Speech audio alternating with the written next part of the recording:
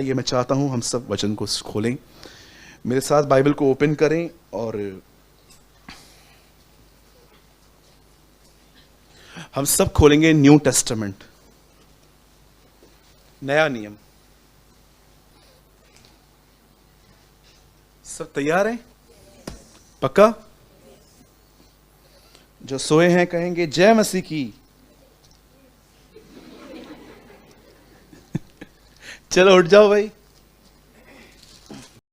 आइए, हम बाइबल की एक बहुत अच्छे पत्री को स्टार्ट करेंगे, इब्रानियों, हिब्रू। आज मैं बताना चाहता हूं बाइबल में बहुत सारी चीजें प्रभु ने 7 बार क्यों होने दी।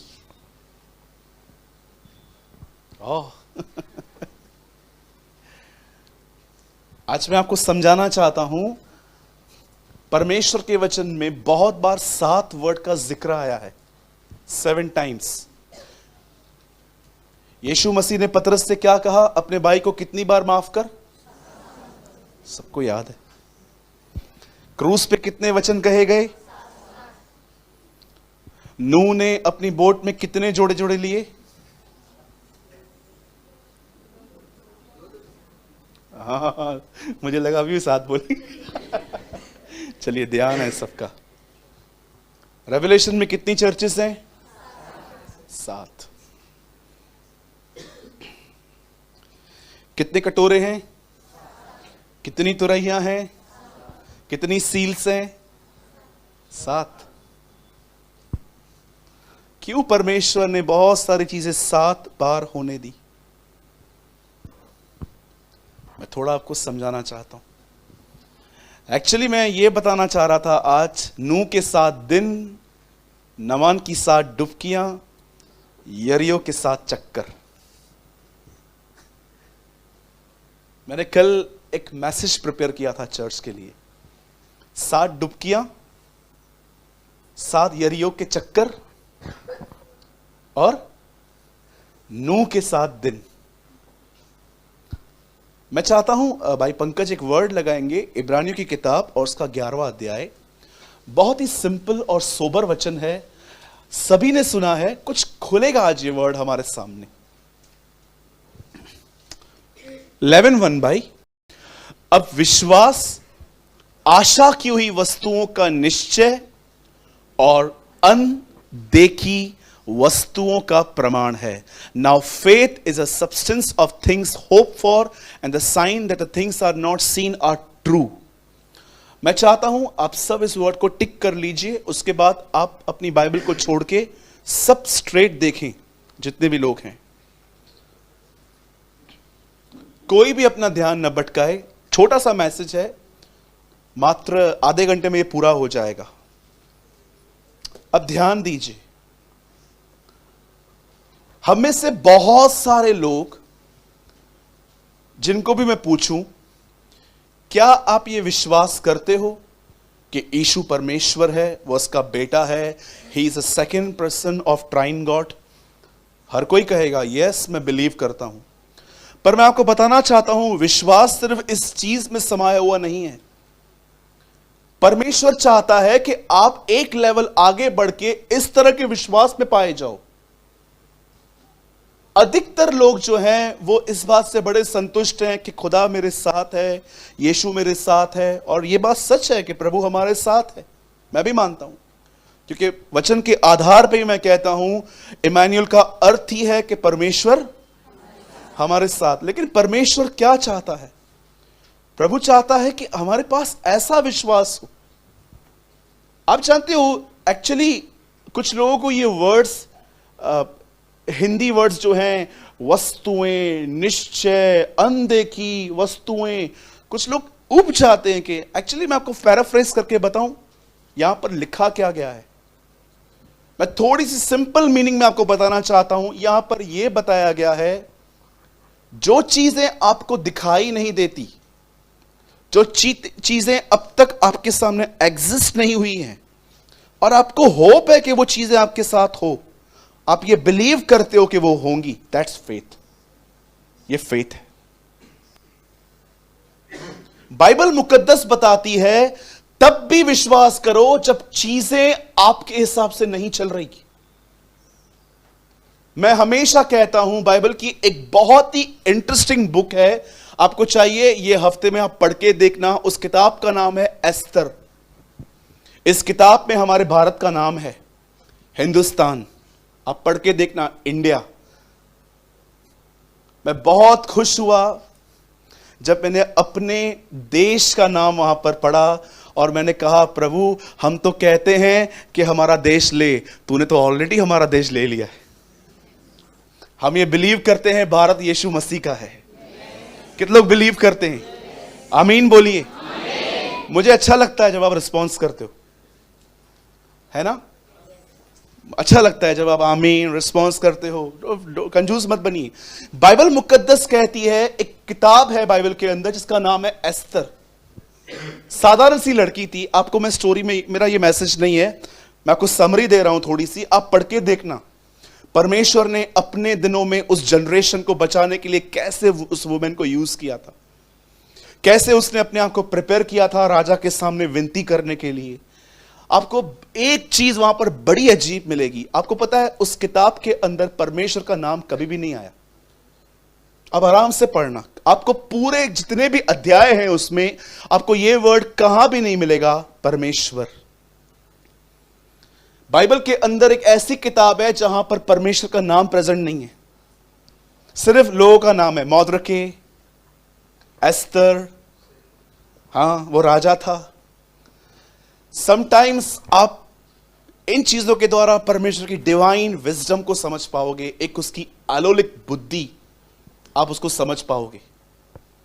आप जानते हो बाइबल मुकद्दस कहती है जब परमेश्वर नूह से कहता है अब तू जहाज में प्रवेश कर, और जब नूह जहाज में जाता है, आप जानते हो कभी भी ये चीज बहुतों ने ये प्रचार नहीं की है। इवन आई एम सॉरी, मैंने भी 7 सालों में एक्चुअली कभी इस चीज का इतना जिक्र नहीं किया था, लेकिन अब मैं करना चाहता हूं। आप जानते हो जिस समय नूह की बोट बन गई और नूह ऊपर चला गया आराम से अपने परिवार के साथ, और जब जानवर अपने अपने खुद ही, ये बहुत बड़ा मिरेकल था कि वो जानवरों को पकड़ने नहीं गया था, जानवर उसके पास खुद आए थे।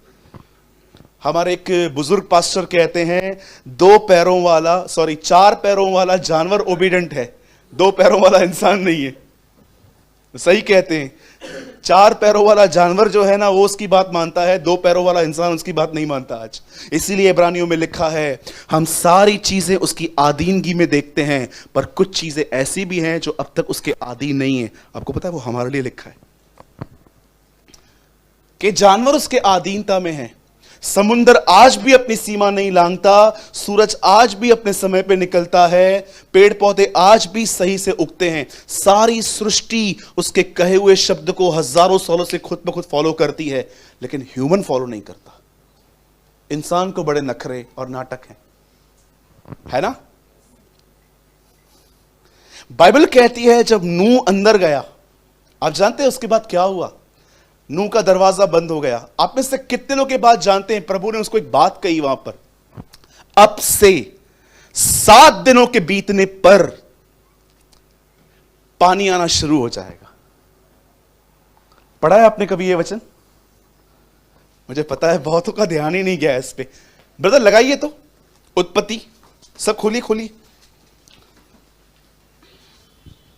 7 का पहले एक लगाइए ब्रदर। आप रेफरेंस लिख दो, भले बाद में घर पे जाके आप स्टडी करना। ये देखिए, तब यहोवा ने नूह से कहा तू अपने सारे घराने समेत जहाज में जा, क्योंकि मैंने इस समय के लोगों में से केवल तुझी पर। अब देखिए परमेश्वर उसे कमांड दे रहा है कि तू अपनी फैमिली, कितने लोग थे उसके पास टोटल? ये लोग कितने थे? 8 लोग थे। नूह की पत्नी, उसके 3 बेटे जो तीनों मैरिड थे।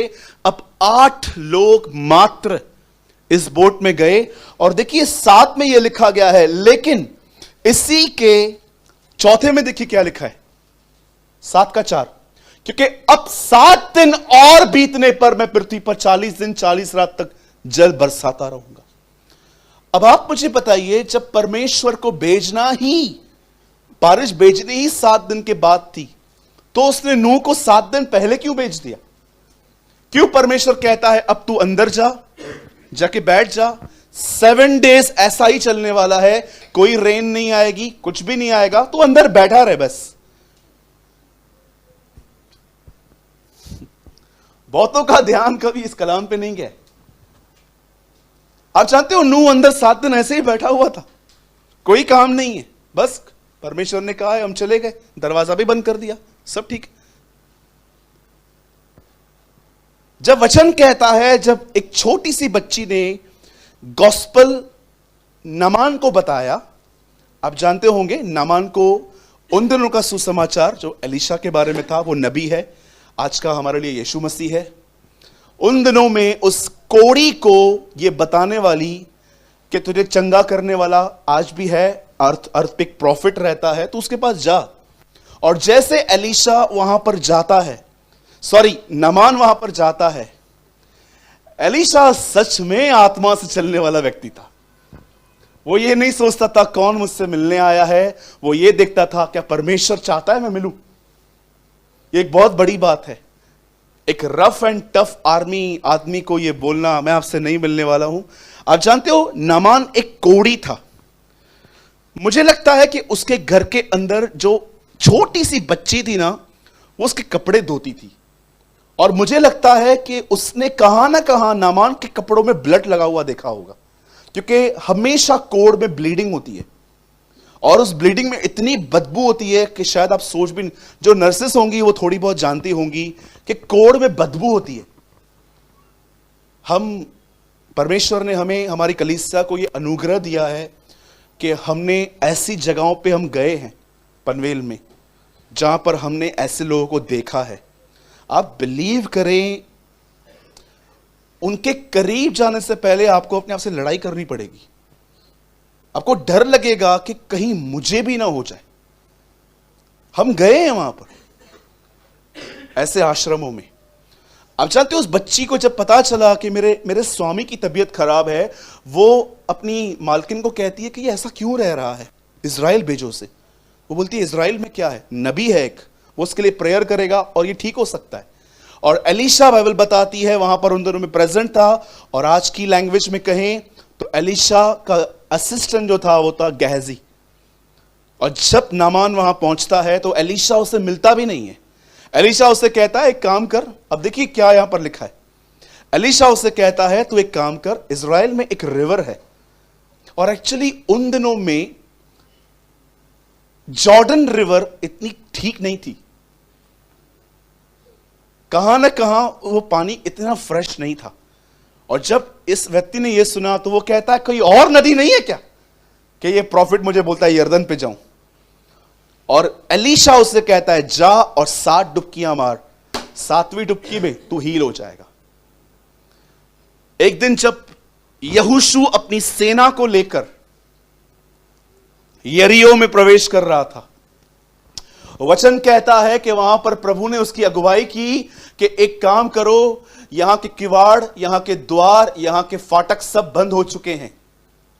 लोगों में भय आ गया था कि ये लोग हमारी जमीन और हमारी लैंड को पोजेस करने वाले हैं।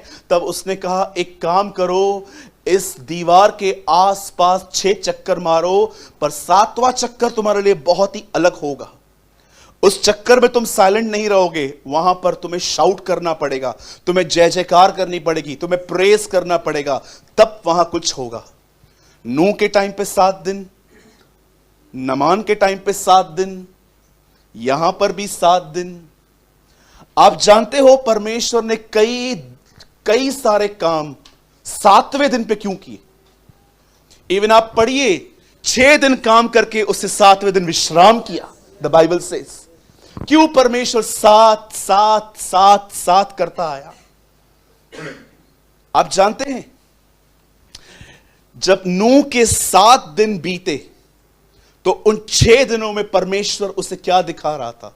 जब नमान की 6 डुबकियां पूरी हुई तो वो 7वें में उसे क्या सिखा रहा था। जब यरीहो के 6 चक्कर पूरे हुए तब परमेश्वर 7वें में उन्हें क्या दिखा रहा था। इससे पहले कि परमेश्वर कुछ करे, उन्हें परमेश्वर पहले यह सिखा रहा था जब ना हो तब भी ईमान रखो।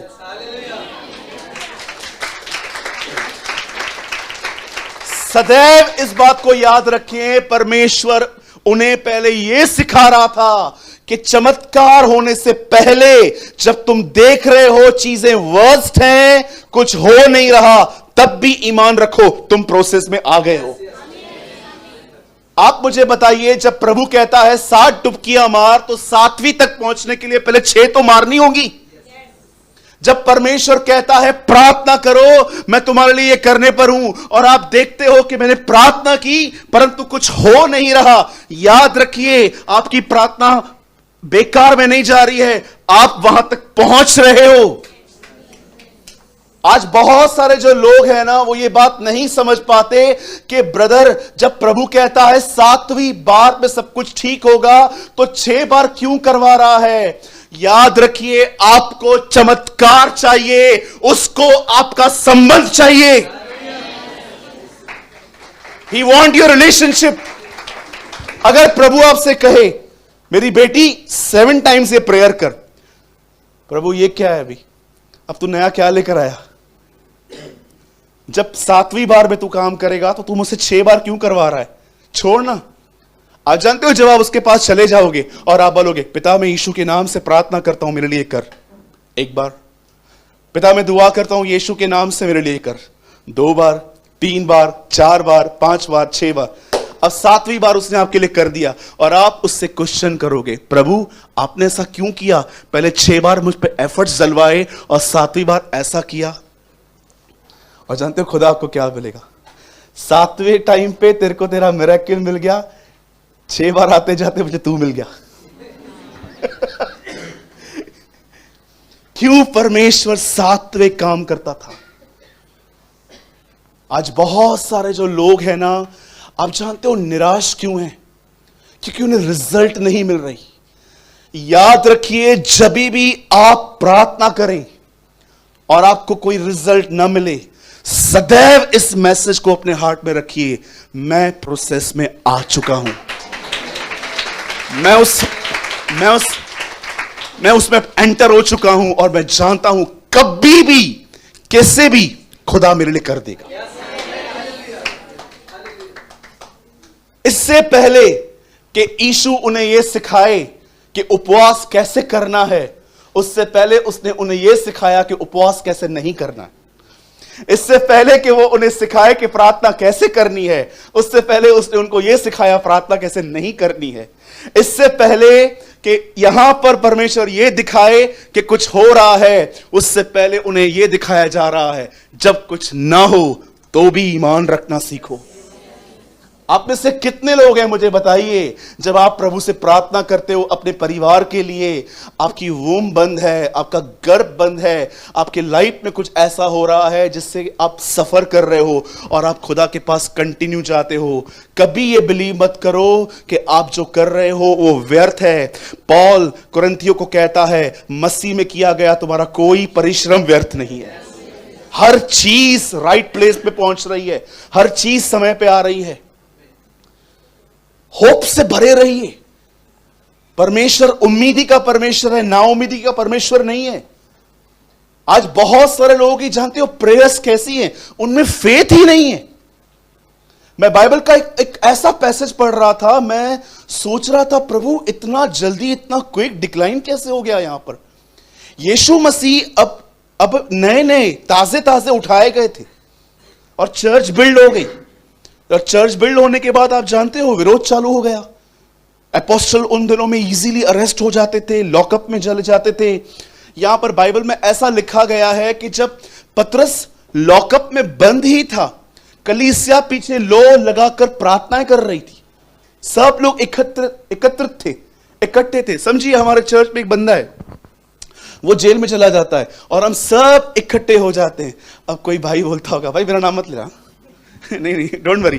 हम सब एकत्र हो जाते हैं और लो लगाकर प्रार्थना करते हैं। मैं सबको बोलना चालू करता हूं, प्रियंका पहले तू कॉल कर। ओ पिता मैं दुआ करती हूं यीशु मसीह के नाम से मेरे भाई को आजाद कर।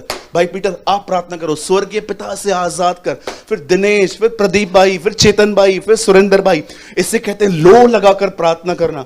आप जानते हो इनकी प्रार्थना ऊपर भी चली गई, एंजल वहां से नीचे भी उतरा, पतरस को छुड़ा के भी लाया। पतरस वहां भी पहुंच गया जहां पे दुआ होती थी। पतरस ने नॉक किया, एक बहन ने दरवाजा खोला, यस पतरस। उस बहन ने जाके क्या किया, अंदर जाके बोलती है, हे चलो पतरस बाहर खड़ा है। वहां पर एक बंदा बैठा था, ये जो कोई भी है स्वर्ग में मुझे मिले मैं इसको टपली मारूंगा। लिसन, वो क्या बोलता है जब ऐसे उसको बोलती है, ए सुनो पतरस आ गया, जानते हो क्या बोलता है, तू पागल है। आप पढ़ के देखिए, वहां पर ये वर्ड है, तू पागल है। लंबी लंबी दुआएं विदाउट फेथ, ये कर ये कर ये कर ये कर ये कर, चतुराई की प्रार्थना। मैं कल्याण में एक चर्च में था, एक बच्चे ने एक अंकल को ग्रीट किया, मिला, अंकल जय मसीह। उस बच्चे को बाप ने कहा, उस अंकल ने कहा जीते रहो। उस बच्चे ने क्या कहा, आप बर्दाश्त कर पाओगे?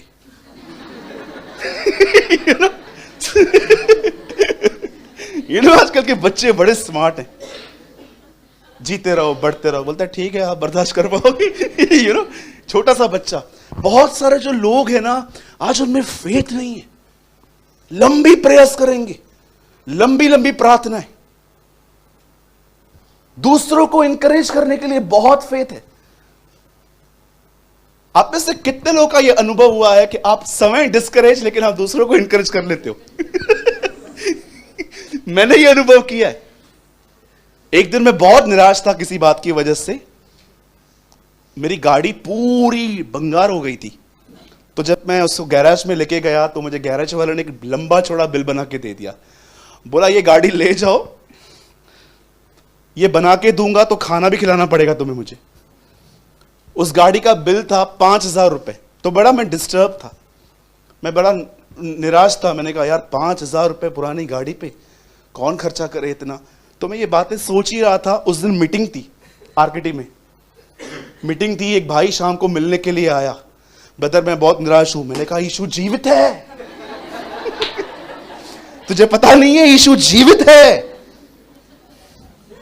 और जो ब्रदर मुझे गैराज में लेके गया था ना, वो अच्छे से जानता था सूरज भाई डिस्टर्ब है। वो मुझे देख रहा था, पास्टर को डिस्करेज है लेकिन गिफ्ट ऑपरेट हो रही है। ओ भाई इतना आया, बोला ब्रदर आप तो कहते हो मेरी मदर को प्रॉब्लम है। मैंने कहा उसको भी बोलो यीशु जीवित है। और मैंने प्रार्थना की यीशु के नाम से उसी भाई के साथ, इस पर दया कर, इस पर अनुग्रह कर। हमने उसको इतना उत्साहित करके भेजा। और जैसे मीटिंग पूरी हुई मैंने उसको बोला 5,000 रुपया किधर से आएगा यार।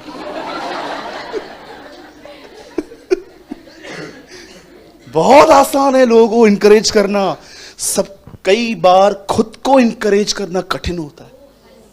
कई बार हम अपने आप को सिर्फ और सिर्फ 2-2 मिनट पे तसल्ली देते हैं। यहां से डिस्करेजमेंट आएगी, सब ठीक हो जाएगा।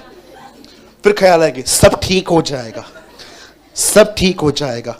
फिर कोई आएगा, कुछ नहीं, तू चुप कर, हो जाएगा। एक्चुअली आप फ्रस्ट्रेट हो गए हो। क्यों फ्रस्ट्रेट हो गए हो? जानते हो कारण क्या है? ये फेथ नहीं है, ये सिर्फ और सिर्फ लड़ाई है। याद रखिए, हर उत्तम दान, हर वरदान ऊपर ज्योतियों की पिता की ओर से आता है। फेथ नहीं है। मुझे सबसे ब्यूटीफुल प्रेयर लगती है उस व्यक्ति की जिसने यीशु के आगे आके कहा, प्रभु मैं विश्वास करता हूं परंतु मेरे अविश्वास का उपाय कर।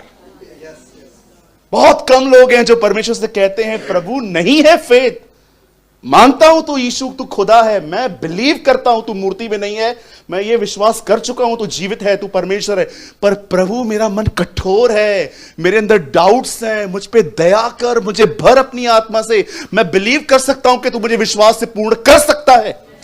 मांगो तो तुम्हें दिया जाएगा। क्या लिखा है वहां पर? जो कोई भली वस्तुएं मांगे। वस्तुएं मतलब क्या? आईफोन 13? मुझे बताइए वस्तुएं मतलब क्या? नया ड्रेस? वस्तुओं का मतलब क्या है? सैमसंग की नई टीवी? पृथ्वी की नहीं परंतु स्वर्गीय वस्तुओं पर ध्यान करो, पौलुस कहता है। कौन सी वस्तुएं? प्रभु से कहिए, प्रभु जब आप इस अर्थ पे थे आप स्ट्रॉम से लड़ते थे, मुझे भी ऐसा फेथ दीजिए। और सदैव याद रखिए, बाइबल बताती है यीशु की परिपूर्णता पिता हमें देना चाहता है। परमेश्वर चाहता है कि जब उसका बेटा इस अर्थ पे था, जो चीजें खुदा ने उसके बेटे अपने बेटे को प्रोवाइड की थी, वो सब चीजें वो आपको भी देना चाहता है।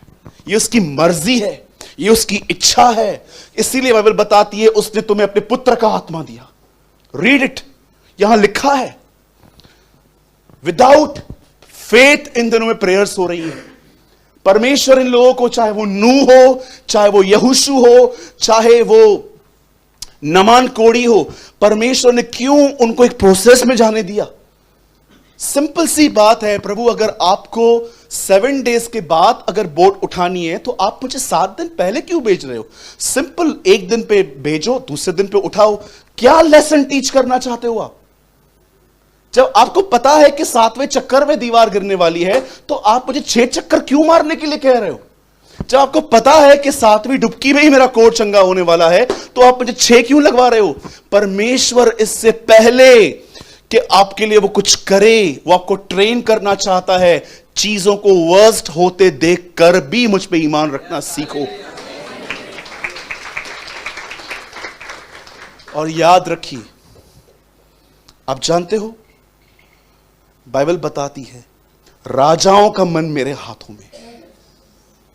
मैं कभी बिलीव नहीं करता कि कोई गवर्नमेंट खुदा के बगैर बन सकती है। यू नो, अब न्यू गवर्नमेंट आने वाली है। इस दुनिया पे एक राजा है जिसने पूरी दुनिया पे राज्य किया है, किंग फेरो। उसके बाद एक और राजा आया, नबुकनेजर। उसके बाद एक और राजा आया, अलेक्जेंडर द ग्रेट।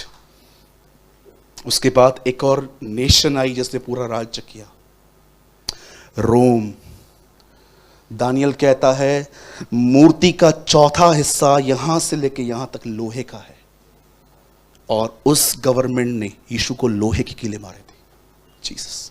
और वो लास्ट में वो कहता है अब एक और गवर्नमेंट आएगी जिसके पैर मट्टी और सोने के मिक्सचर हैं, डेमोक्रेसी, मिलीजुली सरकार जिसमें हम जी रहे हैं। और उसके बाद अब एक न्यू गवर्नमेंट आने वाली है, एंटी क्राइस्ट, मसीह विरोधी की आत्मा, जो बहुत जल्द रिवील होने वाली है। परमेश्वर सरकारों को बदल सकता है, आपकी परिस्थितियों को बदल नहीं सकता। वो गवर्नमेंट से लाता है। दानियल में लिखा है वह जब चाहे जिससे ले ले और उसे दे देता है।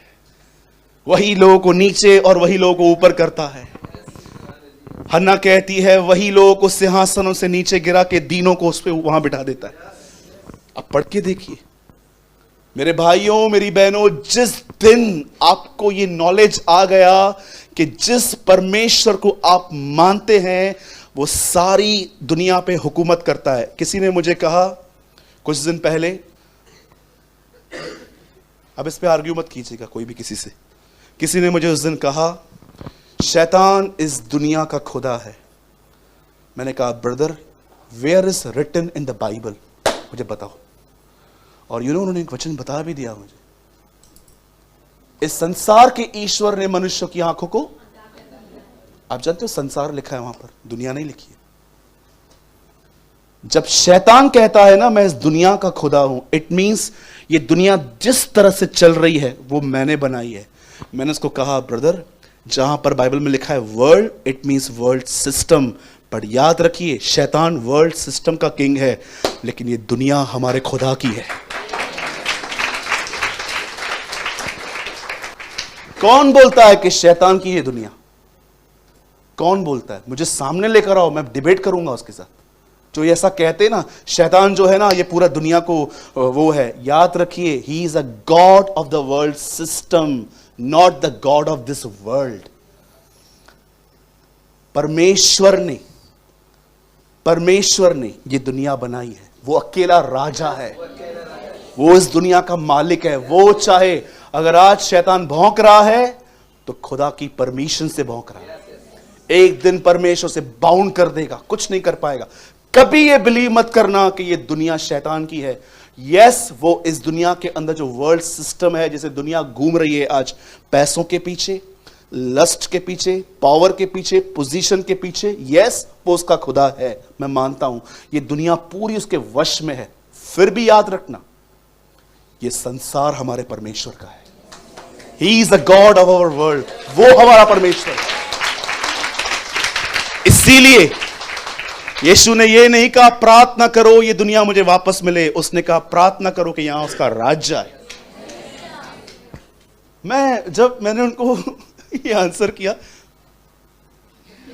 वो ये देख रहे थे, मैंने कहा ब्रदर वर्ड को वर्ड से कंपेयर करो। आप जानते हो बाइबल की सबसे खूबसूरती क्या है, अच्छी खूबसूरती क्या है? बाइबल ही बाइबल को एक्सप्लेन करती है। मैं उस दिन पढ़ रहा था, रेवलेशन में लिखा था यह वह है जो 7 दीवटों के बीच में है। मैं बोला था 7 दीवट क्या होते हैं? फिर मैंने थोड़ा सर्च किया, दीवट क्या होता है, लैम्प स्टैंड होता है। और मैं इतना सर्च कर ही रहा था, किसी किताब में उसके ठीक नीचे लिखा था 7 दीवटें 7 कलीसियां हैं। क्यों मगजमारी की इतनी लिखा है वहां पर। बाइबल ही बाइबल को एक्सप्लेन करती है। हम कई बार सोचते हैं मेमना मेमना मेमना, ये मेमना यार, ये कुत्ते बिल्ले ऊपर स्वर्ग में कहां आ गए, सब ये जानवर कहां से आ गए? लेकिन आगे चल के बाइबल एक्सप्लेन करती है Jesus is the lamb of God. Yeshu खुदा का वो एक बर्रा है, वो एक मेमना है जो हमारे लिए स्लेन, जो बलिदान हुआ। कभी ये बिलीव मत करना कि ये दुनिया शैतान की है। यस, वो इस दुनिया में ऐसे चला रहा है, वो वर्ल्ड सिस्टम का खुदा होगा, वो इस वर्ल्ड का खुदा नहीं है। ये दुनिया हमारे प्रभु की है और उसी ने कहा जब चाहे जिसे फेर दूं मेरी मर्जी। इसलिए दानियल में और रेवलेशन में लिखा गया है उसके निर्णय ठीक और सच्चे हैं। सदैव याद रखें।